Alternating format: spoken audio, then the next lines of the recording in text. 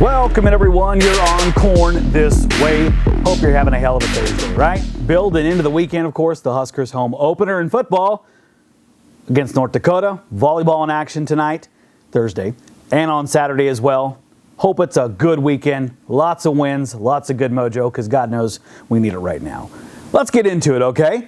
One of our big subjects this week, as you've heard several of us either write about or, in my case, yell about, the cohesive cooperation and cohabitation of Nebraska's offensive coaching staff, right? It's been under scrutiny all week, started by comments made by Scott Frost after the game in Dublin last week, the disaster in Dublin, if you will.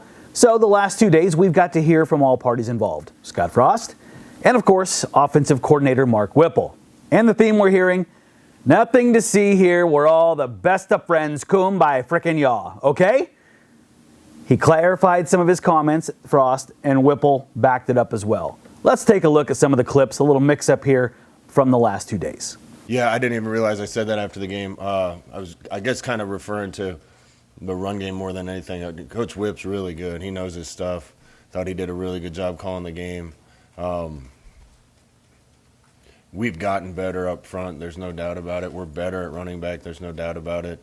But in the Big Ten, it's hard to just turn around and hand it to a back and think you're going to be real consistent. So it's all been good. Somebody told me, Keith told me that. I don't. I like you guys. That doesn't mean I read you. So, it's hey, we got to get better in all parts. Coaching wise, I told the guy, we got to coach better. I got to call better plays. I got to coach better. You guys got to play, and we got to stay together, and we got to finish. And that's really the message. Again. Simply said, Sam, if I was calling a game, I wouldn't want somebody else shoving a lot of things down my throat. You get a rhythm as a play caller. That's the approach I took. Whip's an elite play caller. I think that showed up in the first 2.5 quarters. You see what can be done with this offense. We did run some of it. If I was calling it, maybe we call a little more, but I also wouldn't have been able to call the things he did to score us the first 28 points. So it's going to have to continue to be a marriage of different things, and I think we'll continue to get better at that. Are you able to sense, Scott said it, are you able to sense that he's had difficulty letting go of play calling?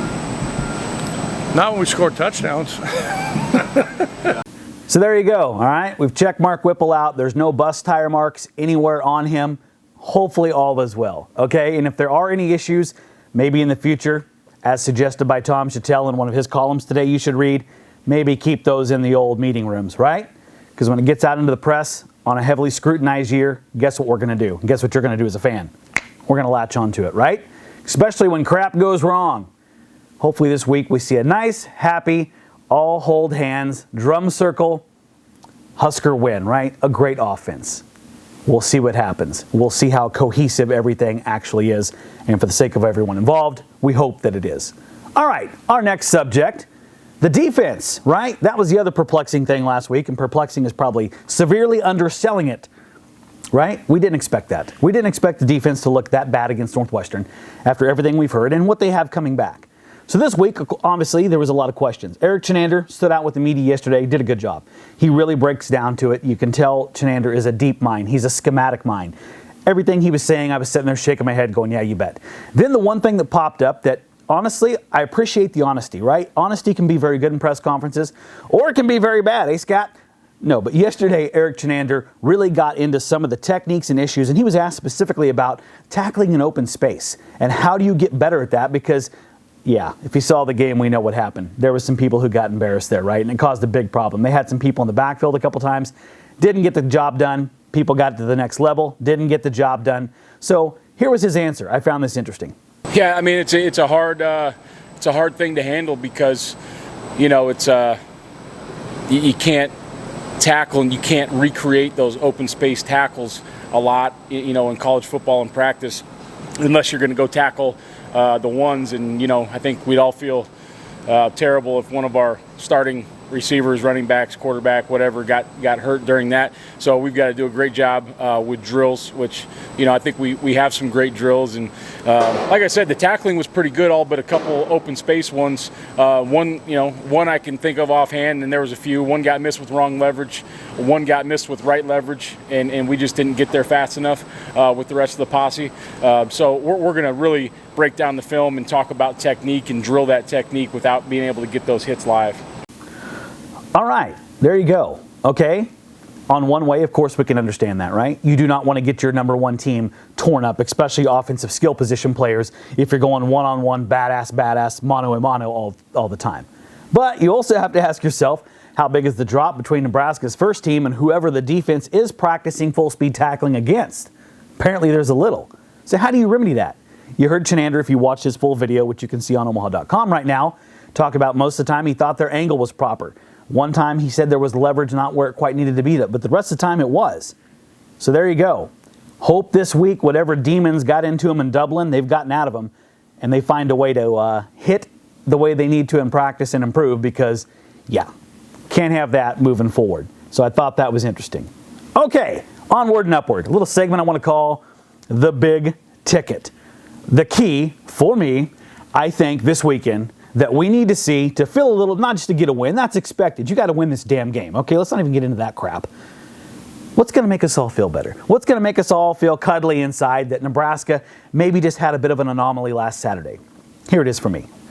Run the damn ball, right? One of the favorite phrases of Husker fans, and I'm not just jumping a cliche out there. Here's the reason.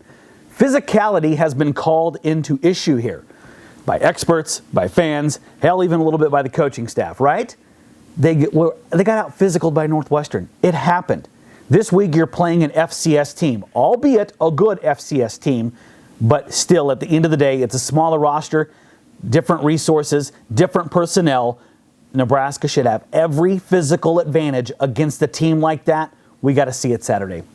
Let's see the physicality from the offensive line. Let's see some of those super talented running backs who are hopefully back at full strength this week.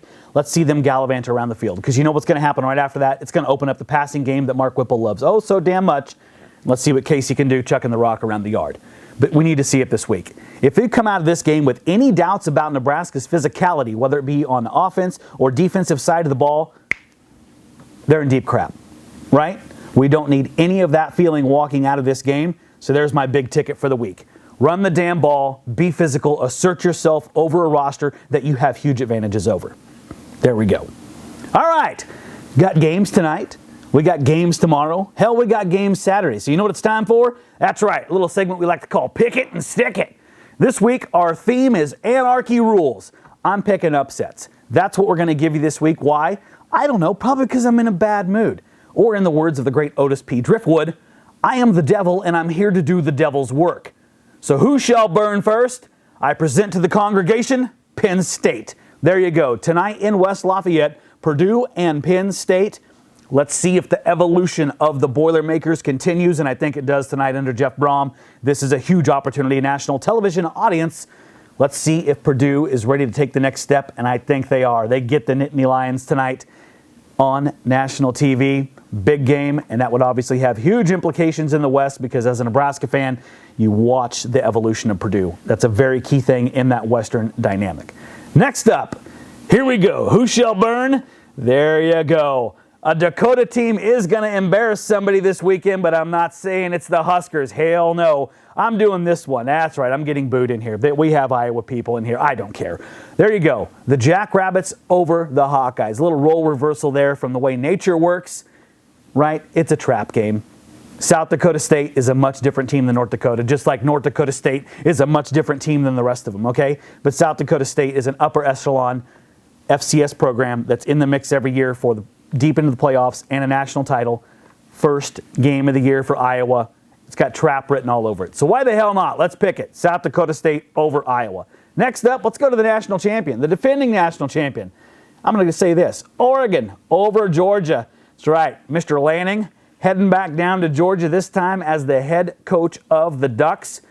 Their defensive coordinator last year, of course, for the Bulldogs. I think he gets it done against his former boss, Kirby Smart. Why not? A little hangover, little natty title hangover for the Bulldogs. I'll take Oregon over Georgia. Because why? You know what? That's what we're here for. Anarchy. Next one, this is an easy one. If you see this on the slate of games, it's a sexy little pick if you want to go make it. Texas San Antonio, right? The Roadrunners. They're at home against number 25 Houston. There you go. That's an easy one, right? In the Alamo Dome, give me UTSA. Coming off a hell of a year. Sorry, Dana. Had to do it to you. Just the way it works. I'll take the Roadrunners over the Cougars. And now, on to the last game we're going to pick this week, and I'm going to back the anarchy off. Take a deep breath, calm it down, because we don't want to start the crap I'm going to start here on this game. Let's look at Nebraska, North Dakota. Here's what I got, okay? I'm going to sell out to good mojo because, damn it, we need something positive this week. Huskers get it done. I think they get it done big. Let's see if Saturday was a nasty nightmare, right? Just a Guinness and Jameson-fueled hangover that we can forget all about. Nebraska 42, North Dakota 21. Let's see if the Huskers can make us feel a little bit better about going forward. Because here's the truth. Saturday sucked. We all know that, right? But here you go. You beat North Dakota because you have to. You beat Georgia Southern next week because, yeah, you have to. And then you get Oklahoma. And you know what happens if they beat Oklahoma? Woo! Right? We will forget past transgressions in a heartbeat, and a little bit of order will be restored to the hopes of Husker Nation. I know. I'm getting way the hell ahead of myself, but I'm trying to give you something positive here on a Thursday, right? Because God knows I can be an emo, negative little shit. So there's something happy for you. Nebraska over North Dakota. Hopefully this is the start of a little bit of momentum for Nebraska that they sorely need right now. Things you sorely need right now, some hot reads, right? Some things you can look at the next few days. 3 Keys by Sam. It's a hell of a video, right? We're going to do that here momentarily. Put that up. I've seen a little preview of it, what he's going to talk about. It's going to be good stuff. You're going to want to hear 3 keys from Sam as to Nebraska versus North Dakota. Also, because the Huskers are playing North Dakota, guess what? There's quite a bit of native Nebraskans on the Fighting Hawk roster. We got a little feature coming out today. They're going to profile some of them. Names you're going to recognize from Nebraska high school football. That's a pretty cool thing. Give that a read. And then our pregame coverage, our big theme this week, the clock. Right? Is there going to be any hangover from Dublin for Nebraska, just from a travel standpoint? Also last week, pretty damn nice over there in Ireland. Going to be back into a nice, of course, I think 84 is a gorgeous Saturday for September in Nebraska. A little bit more heat, a little bit of that. Hell, we might be making too much of that. But anyway, it'll be an interesting story. It's written by Evan Bland. I guarantee it's detailed. Take a look at that, how the Huskers are adjusting back to good old Nebraska. All right, let's get the hell out of here. Like I said, tonight, Husker volleyball versus Loyola Marymount. And then against Ole Miss on Saturday. And then on Saturday, 2:30, we get to see the Huskers in person, right? North Dakota at Memorial Stadium. This is what you've been waiting for. One of the most unique atmospheres in sports. Go out there and have fun. Because until kickoff, let all the other crap go. Let all the negativity go. And just enjoy one of the coolest atmospheres in college football and in the country, right? Until that time, my friends, be GBR to each other. Because remember, we're all just corn this way.